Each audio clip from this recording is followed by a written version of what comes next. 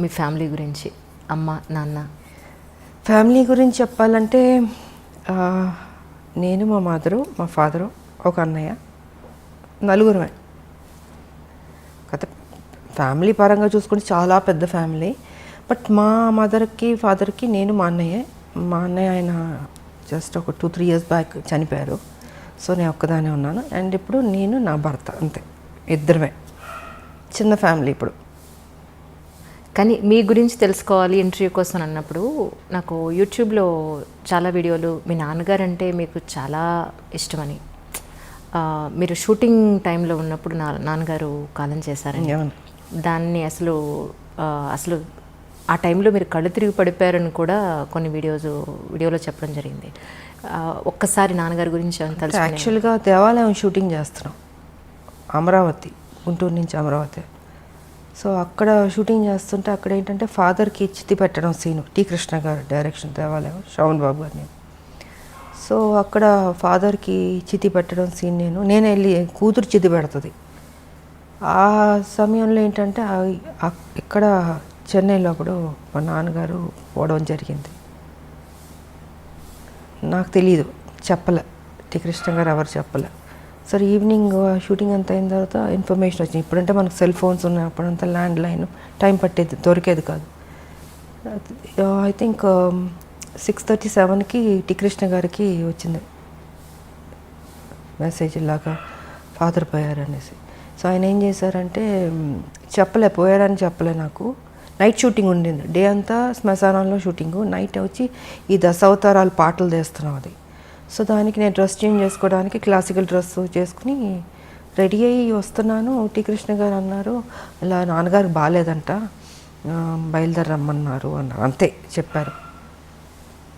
ఏమైందంటే లేదు బాగాలేదన్నారు, అంతే, టెన్షన్ అవ్వబాకమ్మా, బాగాలేదన్నారు అన్న. సరే ఆల్మోస్ట్ అన్ని ట్రైన్లు వెళ్ళిపోయినాయి. నైటు అంటే అమరావతి నుంచి గుంటూరుకు రావాలి కదా, వచ్చేటప్పటికి 11-12 అయినట్టుంది నాకు. ఇంకా 12 లాస్ట్ ఒక ట్రైన్ ఉండింది, ఆ ట్రైన్ పట్టుకుని నేను చెన్నైకి వచ్చాను. చెన్నైకి వచ్చి ఇంటికి వచ్చి చూసేటప్పటికి నాన్నగారు పడుకుని ఉన్నారు. నాకేం అర్థం కాలే, అట్లా టోటల్గా అప్సెట్ అయిపోయి మదర్ అక్కడ కూర్చున్నారు. ఆవిడ వస్తుంది, నాకేం అర్థం కావట్లేదు. ఎందుకంటే మా నాన్నగారు అంటే చాలా ఇష్టం నాకు నిజంగా. సో ఇంకా అలాగా ఆయన చనిపోవడం జరిగింది. అండ్ దాని తర్వాత మళ్ళీ 1 year గ్యాప్లో మా మదర్ పోయారు. అంటే ఒక దెబ్బ మీద ఇంకొక దెబ్బ. ఆ ఏజ్ చిన్నపిల్లని ఏం తెలుస్తుంది మనకి, తల్లిదండ్రులు ఉండాలని కోరుకుంటాం. అలాంటిది నాన్నగారు ఎన్నో కళ్ళుగా అన్నారు, నా కూతురు పెద్ద స్టార్ అవ్వాలి అనేసి. సో ఆ టైం అప్కమింగ్ స్టేజ్ అప్పుడంతా. ఆ సమయంలో ఆయన లేకపోవడం అన్నది పెద్ద సెట్ బ్యాక్ నాకు, నా జీవితంలో పెద్ద బ్లో నాకు. ఇంకా అక్కడి నుంచి మళ్ళీ కోలుకుంటూ మళ్ళీ ముందుకెళ్తుంటే మళ్ళీ మా మదరు ఇంకా ఇది జీవితం అనుకుని ఇంకా అన్నీ నేనే భుజాన్ని వేసుకొని దిగమింగుకొని బాధ్యత తీసుకుని ఇంకా పనే నాకు సర్వస్వం అనుకుని ముందుకెళ్ళడం జరిగింది. అలా జరిగింది మా మదర్ ఫాదర్ది. కానీ ఒక ఆడపిల్లకండి, అంటే అబ్బాయి సొసైటీలో ఏది ఉన్నా, ఎవరి సపోర్ట్ ఉన్నా లేకపోయినా ఈజీగా అమ్మాయితో కంపేర్ చేస్తే ఈజీగా గెటన్ అయిపోగలుగుతాడు.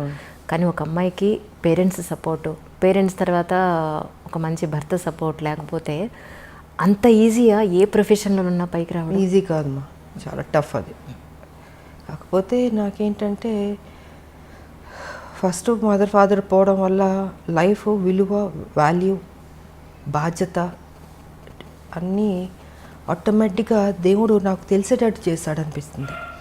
సో రైట్ టైంలో ఒక ఏజ్లో మ్యారేజ్ కూడా, అది కూడా నాకు దేవుడు చేశాడు అన్నదే. ఎవరు లేరు కదా పెద్దలు, ఇలాగ ఈ అమ్మాయికి పెళ్లి సంబంధం చూడాలి, ఈ అబ్బాయికి పెళ్లి చేయాలి అనేది చెప్పేవాళ్ళు లేరు, చూసేవాళ్ళు లేరు. నాకు ఉన్న తల్లిదండ్రులు ఇద్దరు నాకు తెలియకుండా నా లైఫ్లో నా భర్త ఆయన రావడం, కలవడం, అనుకోవడం, పెళ్లి చేసేసుకో, ఆల్ ఆఫ్ సడన్ అన్నీ 6 to 7 monthsలో జరిగిపోయినాయి. సో రైట్ టైంలో రైట్ డెసిషన్ అంటారు చూసారా, అలాగా రైట్ టైంలో దేవుడు ఆయనే నాకు, అంటే ముక్కోటి దేవతలు పెళ్లి చేస్తారన్నట్టు ముక్కోటి దేవతలు దీవించినట్టు ఉండింది నాకు మంచి భర్త ఇచ్చి. రైట్ టైంలో ఒక సపోర్ట్ ఉండాలి అన్నది జరిగింది. సో లైఫ్ ఇదైంది. బట్ ఆడపిల్లలకి ఎప్పుడూ తల్లిదండ్రులు ఉండాలమ్మా. కొంతమందికి స్మూత్గా వెళ్తుంది, కొంతమందికి టఫ్గా ఉంటుంది.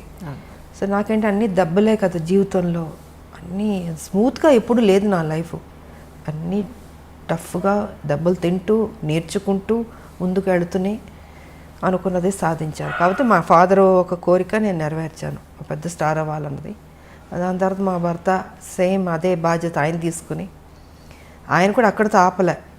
పెళ్ళైన తర్వాత ఏదో ఇంట్లో కూర్చోబెట్టడం లేదు, ఆయన కూడా ఆ బాధ్యత తీసుకుని ఆ టాలెంట్ ఉన్నవాళ్ళు ఇంట్లో ఉండకూడదు అన్నది ఆయన ఆలోచన కూడా.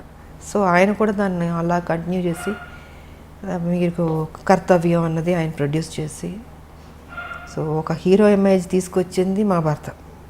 అంటే తను ఓన్లీ ఒక హౌస్ వైఫ్లో లేకపోతే ఈ గ్లామరో ఇలా కాదు, ఇంకేదైనా కొత్తగా చేద్దామని పోలీస్ ఆఫీసర్ది కర్తవ్యం అన్నది ఆయన ప్రొడ్యూస్ చేశారు. ఇంకా దాని తర్వాత లేడీ అమితాబ్ ఇవన్నీ వచ్చినాయి.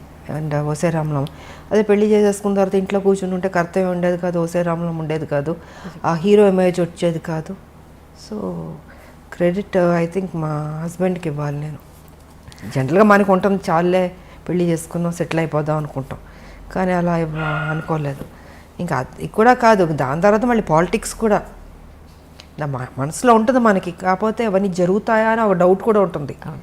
కానీ వెనక నేను సపోర్ట్ చేసి ముందుకు నడిపిస్తూ ఈ దారిలో వెళ్ళు, ఈ దారిలో నువ్వు చేయి, నీ డ్యూటీ నువ్వు కరెక్ట్గా చేయి, ఆటోమేటిక్గా అన్నీ సర్దుకుంటాయి, మంచి జరుగుతాయి అన్నది ఆయన చెప్పింది. ఇంకా అలాగా